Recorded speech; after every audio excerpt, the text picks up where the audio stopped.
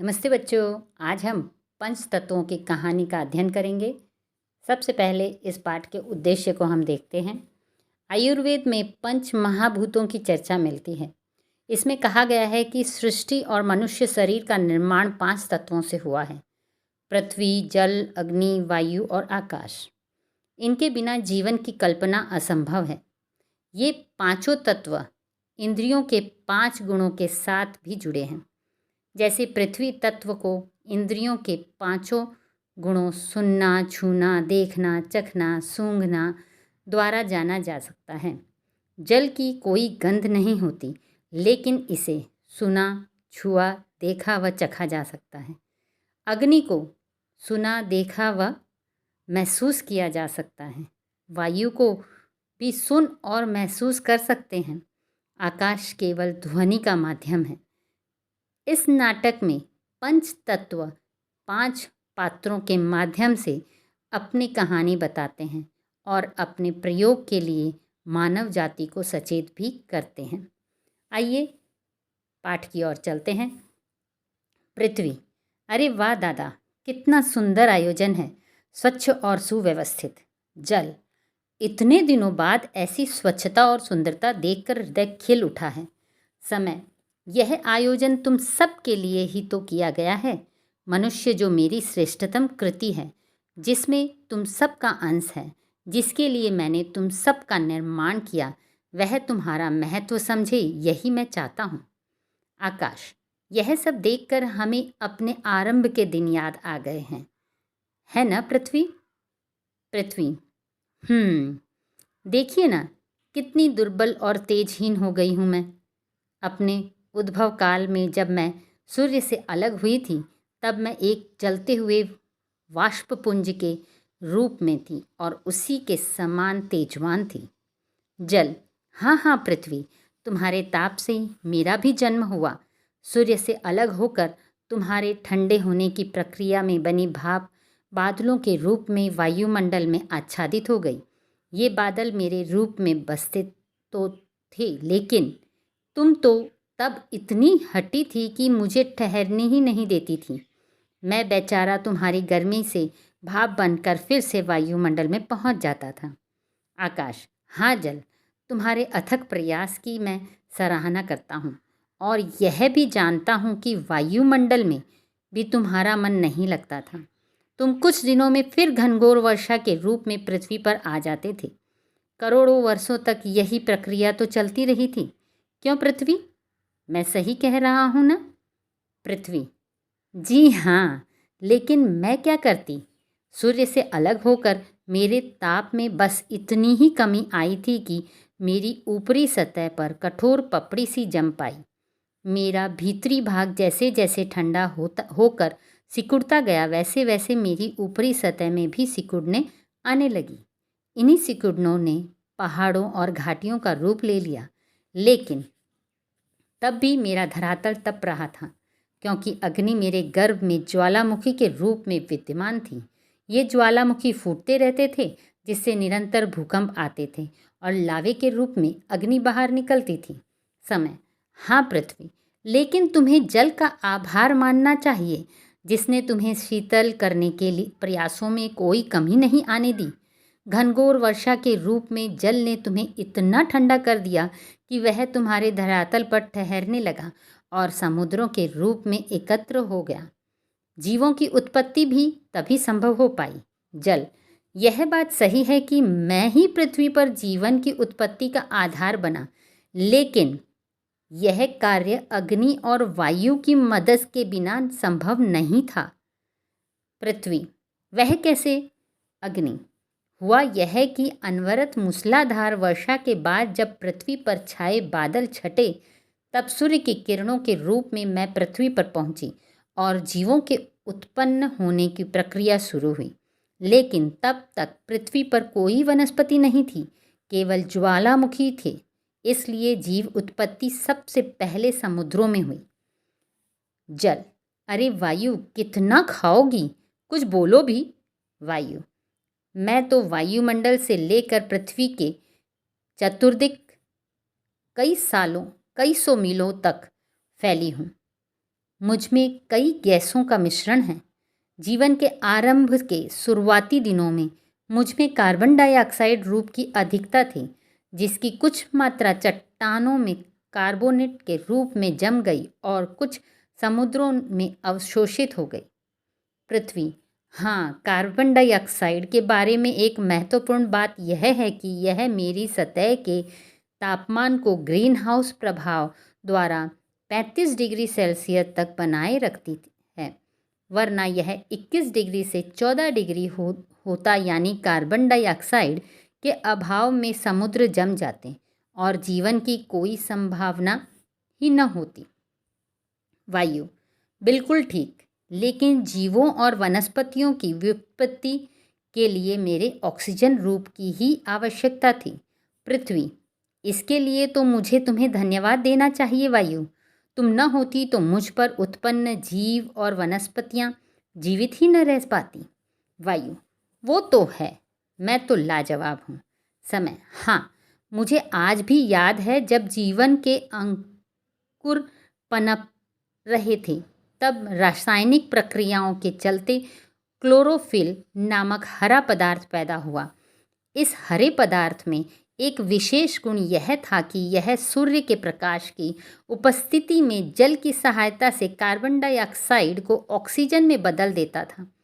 जब यह जीवन के लिए एक आवश्यक तत्व बन गया, ये ही हरे रंग वाले एक कोशीय जीव पौधों के रूप में विकसित हुए और संसार में वनस्पति के विकास का कारण बने। धीरे धीरे तुम्हारा दामन जीव जंतुओं और वनस्पतियों से भर गया। वायु। तभी तो ये पौधे इतना इतराते हैं। पृथ्वी। दादा, प्रारंभ में सब कुछ कितना सुंदर था, मैं कितनी हरी भरी थी, तब चारों ओर जंगल ही जंगल। अब देखिए कितना रंगहीन हो गया है मेरा आंचल। समय। इस विकास की सबसे विकसित कड़ी मनुष्य ही था। वह पहले अन्य जीवों की तरह अपनी आवश्यकताओं की पूर्ति के लिए जंगलों पर निर्भर था, लेकिन अपनी कुशाग्र बुद्धि से उसने पहले तो अपने आप को अन्य प्राणियों से अलग कर लिया और अब भौतिक सुखों को प्राप्त करने के लिए मेरे द्वारा उपहार स्वरूप दी गई प्रकृति को ही नष्ट कर रहा है। जल। मनुष्य प्रगति की चकाचौंध में इतना अंधा हो गया कि उसने हम पांचों तत्वों की उपयोगिता को अनदेखा कर दिया है। पृथ्वी पर उपलब्ध मेरा 97% खारा जल है। 97% भाग खारा जल है, जो महासागरों और सागरों में पाया जाता है। मेरा मीठा और पेय स्वरूप तो बहुत ही कम है, जिसमें से 2.4% रूप बर्फ और शेष 0.6% हिस्सा नदियों, झीलों और तालाबों में पाया जाता है। फिर भी मनुष्य मेरी शुद्धता, स्वच्छता और संरक्षण के लिए सचेत नहीं है। यदि मैं समाप्त हो गया तो संपूर्ण जीव जगत समाप्त हो जाएगा। इस खतरे से वह बेखबर है। वायु। मेरी स्थिति भी तो यही है दादा। सब जानते हैं कि यदि मैं बहना बंद कर दूं या दूषित हो जाऊं तो मनुष्य, वनस्पति, जानवर कोई नहीं बचेगा। लेकिन मनुष्य को इसकी परवाह कहाँ। अत्याधुनिक उपकरणों से निकली गैसें और कारखानों से निकला जहरीला धुआं मुझे दिन पर दिन सांस की बीमारियों का कारण बना रहा है। मुझे शुद्ध करने वाले मेरे मित्र जंगल समाप्त होते जा रहे हैं, जिससे प्राकृतिक असंतुलन उत्पन्न हो गया है और बाढ़, भूकंप, चक्रवात, असमय वर्षा जैसी प्राकृतिक आपदाओं का सामना करना पड़ रहा है। आकाश। वायु का कहना एकदम सही है। जंगलों के कटने से और जहरीली गैसों से मेरी ओजोन की परत को भी नुकसान हुआ है, जिससे मेरी सूर्य की पराबैंगनी किरणों के दुष्प्रभावों को रोक पाने की क्षमता कम होती जा रही है। अग्नि। मेरी खोज तो मानव सभ्यता के विकास का एक महत्वपूर्ण अध्याय मानी जाती है, लेकिन प्रगति के अंधानुकरण का परिणाम ग्लोबल वार्मिंग के रूप में सामने आया है। मेरा ताप मनुष्य के लिए असह्य होता जा रहा है। समय। आप सबका चिंतित होना स्वाभाविक है। मनुष्य और प्रकृति आप पांचों से ही मिलकर बने हैं। सभी एक दूसरे पर निर्भर है। पृथ्वी पर अधिकांश हिस्सा जल का है। मनुष्य के शरीर में भी ज़्यादातर जल ही है। जल वायु तत्व को बनाता है। वायु वनस्पति से आती है। पौधे हमें ऑक्सीजन देते हैं। वायु अग्नि तत्व को बनाती है।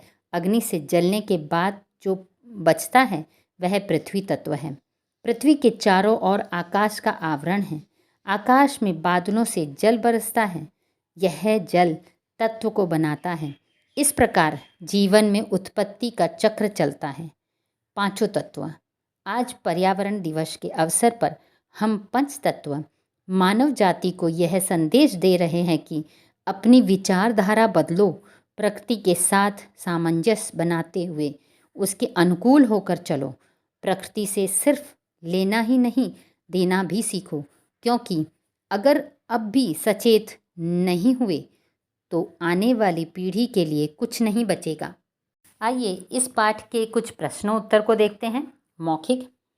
पहला प्रश्न, समय ने पर्यावरण दिवस का आयोजन क्यों किया? उत्तर, समय ने पर्यावरण दिवस का आयोजन इसलिए किया ताकि मनुष्य पंच तत्वों का महत्व समझ सके। प्रश्न दूसरा, पृथ्वी अपनी आरंभिक अवस्था में कैसी थी? उत्तर, पृथ्वी अपनी आरंभिक अवस्था में जलते हुए वाष्पपुंज के रूप में थी और सूर्य के समान तेजवान थी। तीसरा प्रश्न, कार्बन डाइऑक्साइड के बारे में पृथ्वी ने कौन सी महत्वपूर्ण बात बताई? उत्तर, पृथ्वी ने बताया कि कार्बन डाइऑक्साइड उसकी सतह के तापमान को ग्रीन हाउस प्रभाव द्वारा 35 डिग्री सेल्सियस तक बनाए रखती है, वरना यह 20 डिग्री से 14 डिग्री सेल्सियस होता। अर्थात कार्बन डाइऑक्साइड के अभाव में समुद्र जम जाते और जीवन की कोई संभावना नहीं होती। चौथा प्रश्न, वायु ने अपने दूषित होने के क्या क्या कारण गिनाए? उत्तर, वायु ने अपने दूषित होने के निम्नलिखित कारण गिनाए। पहला, अत्याधुनिक उपकरणों से निकली गैसें। दूसरा, कारखानों से निकला जहरीला धुआं। तीसरा, जंगलों की समाप्ति। आइए लिखित प्रश्नों की ओर चलते हैं। पहला प्रश्न, जल ने अपने जन्म की क्या कहानी सुनाई? उत्तर, जल ने बताया, मेरा जन्म पृथ्वी के ताप से हुआ है। जब पृथ्वी सूर्य से अलग हुई तब उसकी भाप बादलों के रूप में वायुमंडल में आच्छादित हो गई। ये बादल ठंडे होकर मेरे रूप में बरसते थे, लेकिन पृथ्वी के ताप के कारण मैं फिर भाप बनकर वायुमंडल में पहुंच जाता था। मेरे अथक प्रयास से पृथ्वी ठंडी हुई, तब पर्वत, घाटियाँ और समुद्र बने। इस तरह समुद्रों के रूप में मेरा अस्तित्व बन पाया। दूसरा प्रश्न, पृथ्वी पर पहाड़ और घाटियाँ कैसे बने? उत्तर, घनघोर वर्षा के कारण पृथ्वी का ताप कुछ कम हुआ और उसकी ऊपरी सतह पर कठोर पपड़ी सी जम गई। पृथ्वी का भीतरी भाग ठंडा होकर सिकुड़ गया, जिससे ऊपरी सतह में भी सिकुड़ने आ गई। इन सिकुड़नों से ही पहाड़ों और घाटियों का निर्माण हुआ। तीसरा प्रश्न, पृथ्वी का दामन जीव जंतुओं और वनस्पतियों से कैसे भर गया? उत्तर, वायु में ऑक्सीजन की उपस्थिति के कारण रासायनिक प्रक्रियाएं हुई, जिससे क्लोरोफिल नामक हरा पदार्थ पैदा हुआ। ये हरे रंग वाले एक कोशीय जीव पौधों के रूप में विकसित हुए। इनसे अन्य वनस्पतियां विकसित हुई और पृथ्वी का दामन जीव जंतुओं और वनस्पतियों से भर गया। चौथा प्रश्न, जीवों की उत्पत्ति में जल के अलावा और किस किस का योगदान था और कैसे? उत्तर, जीवों की उत्पत्ति में जल के अलावा अग्नि और वायु का भी योगदान था। मूसलाधार बारिश के बाद अग्नि सूर्य की किरणों के रूप में पृथ्वी पर पहुंची और वायु में उपस्थित ऑक्सीजन के साथ मिलकर जीवों की उत्पत्ति में प्रमुख भूमिका निभाई।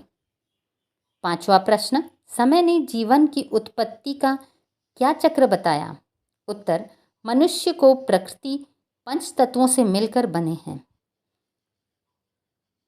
मनुष्य और प्रकृति पंच तत्वों से मिलकर बने हैं। मनुष्य के शरीर में ज़्यादातर जल ही है। जल वायु तत्व को बनाता है। वायु वनस्पति से आती है। पौधे हमें ऑक्सीजन देते हैं। वायु अग्नि तत्व को बनाती है। अग्नि से जलने के बाद जो बचता है वह पृथ्वी तत्व है। पृथ्वी के चारों ओर आकाश का आवरण है। आकाश में बादलों से जल बरसता है। यह जल तत्व को बनाता है। इस प्रकार जीवन में उत्पत्ति का चक्र चलता है। प्रश्न छठा, पांचों तत्वों ने मानव जाति को क्या संदेश दिया? उत्तर, पांचों तत्वों ने मानव जाति को यह संदेश दिया कि अपनी विचारधारा बदलो, प्रकृति के साथ सामंजस्य बनाते हुए उसके अनुकूल होकर चलो। प्रकृति से सिर्फ लेना ही नहीं, देना भी सीखो, क्योंकि अगर अब भी सचेत नहीं हुए तो आने वाली पीढ़ी के लिए कुछ नहीं बचेगा। अब पाठ के कुछ अन्य प्रश्नों को विद्यार्थी स्वयं अध्ययन करें। धन्यवाद।